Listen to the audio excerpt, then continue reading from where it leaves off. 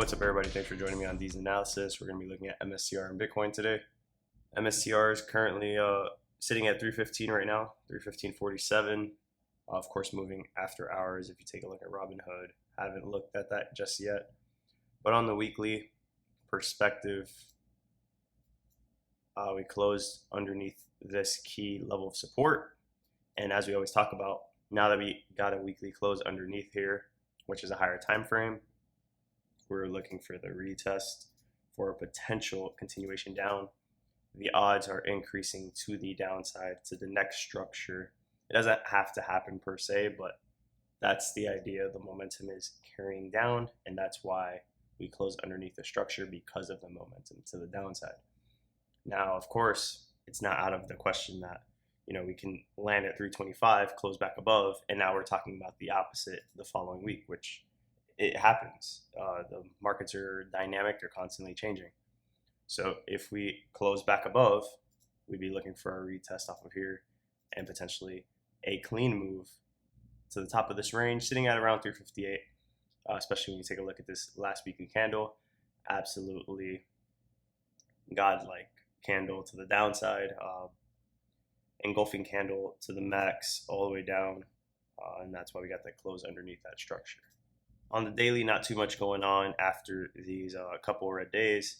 We were up 3.5%, but overall, just from the beginning of this move, you can see that we went down 17% and we're still down like 13.5% or so from the time that we started dropping off of this candle here. And on a monthly perspective, we're kind of just sideways for now. Nothing too obvious just yet, because the monthly last month ended up closing pretty much within the range still, so nothing drastic there. On the SMAs, we're well underneath our 20 and our 50, so we won't be talking about that too much. Like, we'll just briefly touch on it in the videos, but it's sitting at 350. We're sitting at 315, so we have some time before we even get there. So we'll probably be looking at lower time frames in the meantime, like the daily. We fell underneath there and absolutely rocketed off of it. After the retest, we pushed down really quick to the downside. So that's a lot of resistance above our head, along with this key level of support and resistance.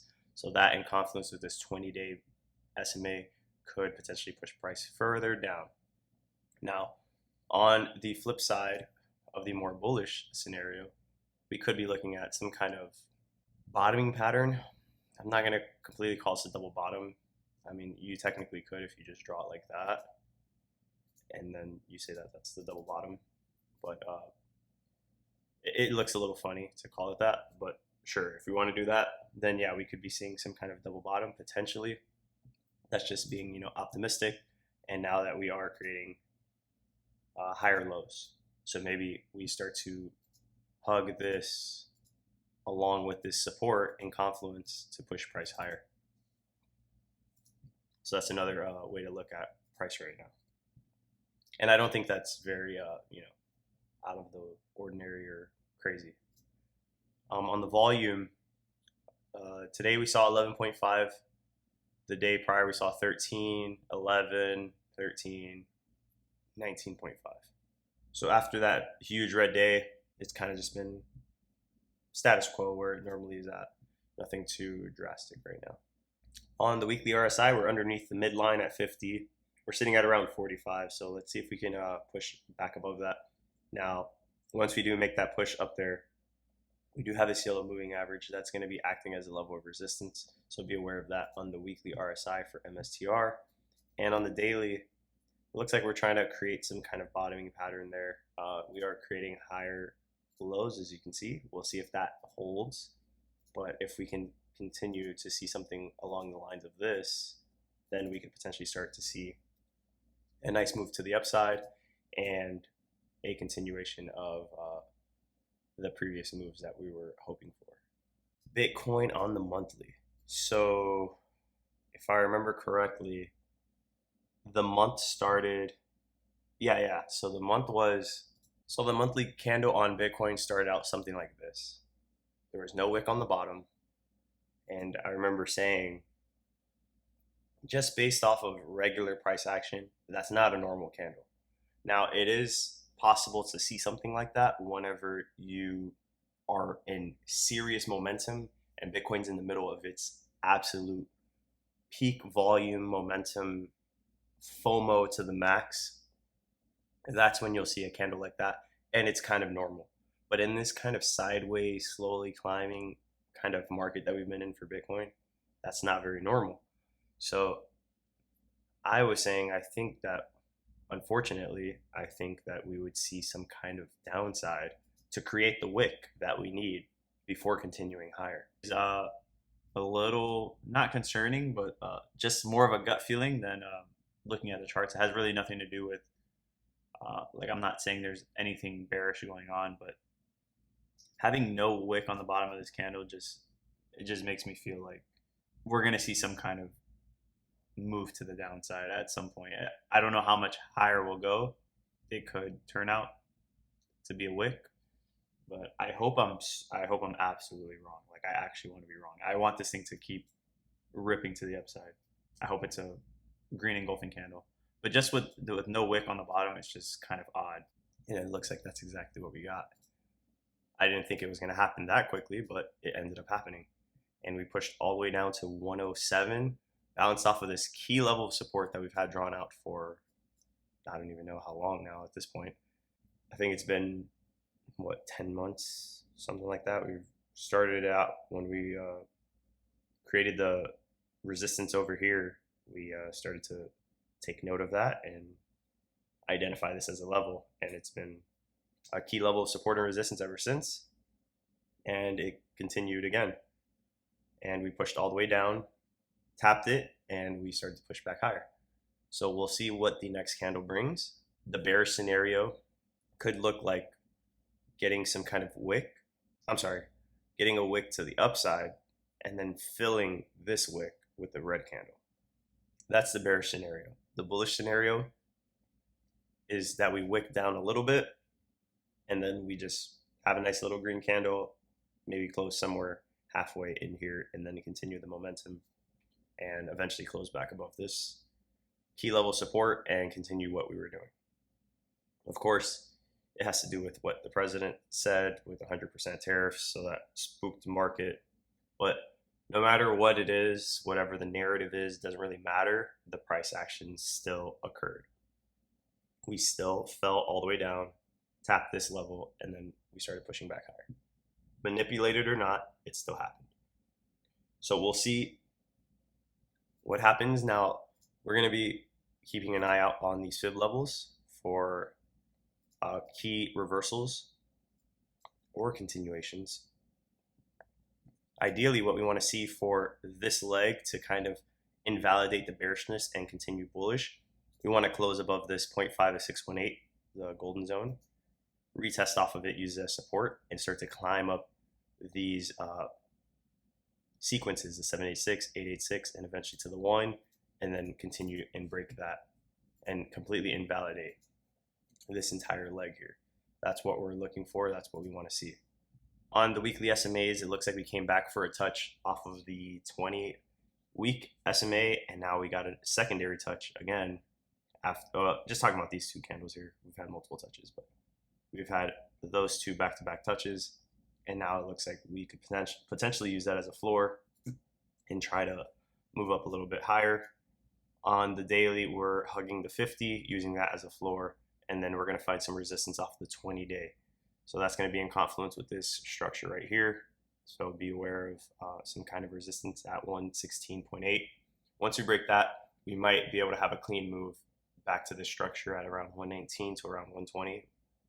And we'll be keeping you up to date on that here on this channel.